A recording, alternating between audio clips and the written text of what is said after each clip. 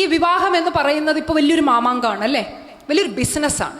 അപ്പം അതിനെക്കുറിച്ച് സംസാരിച്ചാൽ തന്നെ ഒത്തിരി ആളുകളുടെ ഉപജീവനം പോകുന്നൊരവസ്ഥയാണ്. ഇത് സെലിബ്രേറ്റ് ചെയ്യുന്ന ഒരവസ്ഥയുണ്ട് അല്ലേ. നമ്മൾ പെൺകുട്ടികൾ, നമുക്ക് എല്ലാവർക്കും ഭയങ്കര രോമാഞ്ചമാണ് കല്യാണം എന്ന് പറഞ്ഞ്. ജീവിതത്തിൽ ഒരിക്കലേ നടക്കത്തുള്ളൂ, അത് കമനീയമാകണം, മനോഹരമാകണം, ആർഭാടമാകണം, ആഡംബരമാകണം, എല്ലാവരും കൺചുളിച്ച്. ഇതാരാണ് തീരുമാനിക്കുന്നത് ഇങ്ങനെയൊക്കെ? ഇങ്ങനെയില്ല ആഗ്രഹങ്ങളില്ലേ? ഉണ്ടോ ഇല്ലയോ? ഇല്ലെന്ന് പറയുന്നുണ്ടെങ്കിൽ അത് ഏറ്റവും നല്ലത്. പക്ഷെ ബഹുഭൂരിപക്ഷത്തിനും അങ്ങനെയാണ്. ഇപ്പൊ കഴിഞ്ഞ ഒരു 10 വർഷത്തിന് മുമ്പ് വരെ ഒറ്റ ദിവസം ഉണ്ടായിരുന്ന ഒരു കല്യാണം ഇന്നിപ്പോ എത്ര ചടങ്ങോടെയാ നടക്കണേ? ഇത് എവിടുന്ന് വന്നതാ ഇതൊക്കെ? ഇത് എവിടുന്ന് വന്നതാണ്? ഈ മെഹന്തി കല്യാണം എവിടുന്ന് വന്നു? സേവ് ദ ഡേറ്റ് എവിടുന്ന് വന്നു? ഈ തലേദിവസത്തെ മെഹഫിൽ എവിടെ നിന്ന് വന്നു? ഇതിനൊക്കെ ഒരു കൾച്ചറൽ റൂട്ടുണ്ട്. ഇപ്പൊ ഇവിടെ നമ്മുടെ ബ്രോഷറിൽ കൾച്ചറൽ ട്രാൻസ്മിറ്റേഷനെ പറ്റി ഒരു വാചകം ഉണ്ടായിരുന്നു. അതിവിടെ പരാമർശം വരാത്തതുകൊണ്ട് ഞാൻ അതിലേക്ക് പോകുന്നില്ല. ഇത് എവിടെ നിന്നാണ് വന്നത്? നിങ്ങൾ അറിയാതെ ഇതൊക്കെ പണ്ട് നൂറ്റാണ്ട് മുതൽ ഇവിടെ നടന്ന സംഭവമാണെന്നുള്ള തരത്തിലാണ് ആഘോഷിക്കുന്നത്. ഇത് കേവലം 4-5 കൊല്ലമായിട്ടേ ഉള്ളൂ. ഇതൊക്കെ മറ്റ് ആളുകളുടേതാണ്. ഹിന്ദിയിൽ നടന്നിരുന്ന കുറച്ച് കാര്യങ്ങൾ, UP-യിൽ നടന്ന കുറച്ച് കാര്യങ്ങൾ, ഗുജറാത്തിൽ നടന്ന കുറച്ച് കാര്യങ്ങൾ, ബ്രാഹ്മൺ കമ്മ്യൂണിറ്റിയുടെ ഇടയിൽ നടന്ന കുറച്ച് കാര്യങ്ങൾ, അങ്ങനെ എല്ലാം കൂടി സമ്മിശ്രമാക്കി ഒരു അവിയലാക്കി ഒരു കച്ചവട പാക്കേജ് ആക്കി. മനസ്സിലായില്ലേ? ഇപ്പൊ അച്ഛനും അമ്മയും, നിങ്ങൾ പറഞ്ഞു തന്തവൈബും തള്ളവൈബും പറഞ്ഞില്ലേ മോള്, ആ അച്ഛനും അമ്മയും തന്നെയാണ് സേവ് ദ ഡേറ്റിന് നിങ്ങളെ വിടുന്നത്. ഇല്ലേ? am I right? അല്ലേ? എവിടെയാണ് ഈ കോൺട്രഡിക്ഷൻ? എന്താണ് ഈ കോൺട്രഡിക്ഷന്റെ പിന്നിൽ വർക്ക് ചെയ്യുന്നത്? മനസ്സിലായിട്ടുണ്ടോ?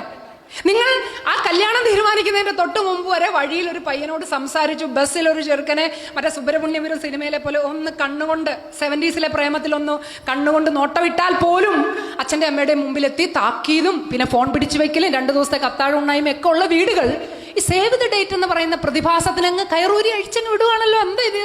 എന്താ മോളെ? അതെന്തുകൊണ്ടാ? യെസ്, എല്ലാ നാട്ടുകാരും ചെയ്യുന്നു, എല്ലാ പശുക്കളും അപ്പിയിടുന്നു. നമ്മുടെ പശു അപ്പിയിട്ടില്ലെങ്കിൽ അതൊരു പ്രശ്നമല്ലേ? ഡോക്ടറെ വിളിക്കണ്ടേ? പക്ഷെ എല്ലാ പശുക്കളും പാല് തരുന്നു, നമ്മുടെ പശു പാല് തന്നില്ലല്ലോ. അറിയാം, പാലിന്റെ കറവ് കഴിഞ്ഞു, 10 മാസമായി, അല്ലെങ്കിൽ ഇത് വയസ്സായി. അവിടെയാണ് ലോജിക്ക്. മറ്റേതിന് ലോജിക്കില്ല അല്ലേ?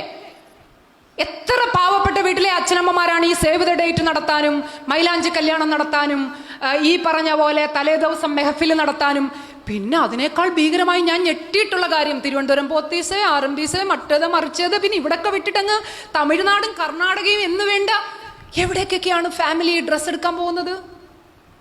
ഞാൻ നിങ്ങളോടൊന്നല്ല, ഈ എന്നോട് പിണങ്ങരുത്, ഈ ഓൾ സയൻസ് കോളേജിലെ പെൺമക്കളോടല്ല, കേരളത്തിലുള്ള മുഴുവൻ പെൺകുട്ടികളോടും ചോദിക്കാൻ നാണമില്ലേ നിനക്കൊക്കെ?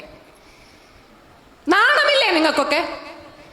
നിങ്ങൾക്ക് വരുന്ന എല്ലാ പ്രശ്നങ്ങളുടെയും പിന്നിൽ നിങ്ങളുടെ ഈ മൗനവും ഈ പറഞ്ഞ കട്പുത്തലി പോലെ, ഇന്ത്യയിൽ പറയുന്നതാണ് മാനുക്വീൻ പോലെ കെട്ടി അലങ്കരിക്കാൻ നിന്നുകൊടുക്കുന്ന ടൂളായി വിട്ടുകൊടുക്കുന്ന നിങ്ങളുടെ ഒരു ശരീരമുണ്ടല്ലോ, ആ ശരീരം ഫ്രീസാക്കി വെച്ചുകൊണ്ട് നിങ്ങൾ നടത്തുന്ന പ്രവർത്തനം, അത് മറ്റേ റാംജി റാവു സ്പീക്കിംഗിലെ സിനിമയിൽ പറഞ്ഞാലേ ആ പ്രവർത്തനം ആദ്യം അവസാനിപ്പിക്കും.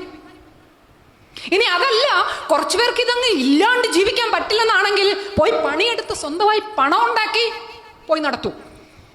എന്താ റൈറ്റ് അല്ലേ?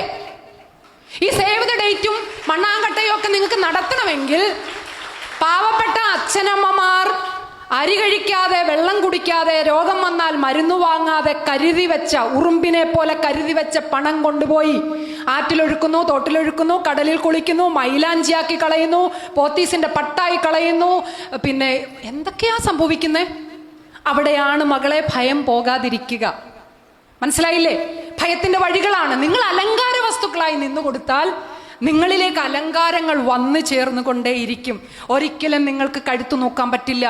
ഒരിക്കലും നിങ്ങൾക്ക് ആടയാഭരണങ്ങൾ, പിന്നീട് വരുന്ന ആടയാഭരണങ്ങളാണ് അടി, ഇടി, തൊഴി, മണ്ണെണ്ണ സ്റ്റവ് പൊട്ടല്, ഗ്യാസ് പൊട്ടല്, ഫ്രിഡ്ജ് പൊട്ടിത്തെറിക്കല്, മറ്റേത് അതൊക്കെ ആഭരണങ്ങളാണ്. ഇതിന്റെ പിന്നാലെ വരുന്നതാണ്. എന്തുകൊണ്ട്? ഇതാണ് ലോജിക്കൽ തോട്ട്. നിങ്ങൾ ഇതിന്റെ ആഡംബരാംശം മാത്രമേ കാണുന്നുള്ളൂ. ഒറ്റ ദിവസത്തേത്. എത്ര പേരാണ് ഈ ആൽബം തുറന്നു നോക്കുക? കല്യാണം കഴിഞ്ഞിട്ട് എത്ര പേര് ഈ വിവാഹത്തിന്റെ വീഡിയോ CD ഒക്കെ ഇട്ട് കാണാറുണ്ട്? 1-2 തവണ അല്ലേ? എന്താണ് ഒരു പാക്കേജ്? ഇപ്പോൾ ഒരു ഫോട്ടോ, മറ്റേ വീഡിയോ, സേവ് ദ ഡേറ്റ് എല്ലാം കൂടി എത്രയാ? 5 ലക്ഷം അല്ലേ? അങ്ങനെയൊക്കെ ലക്ഷങ്ങളാണ്, വലിയ പൈസയാണ്.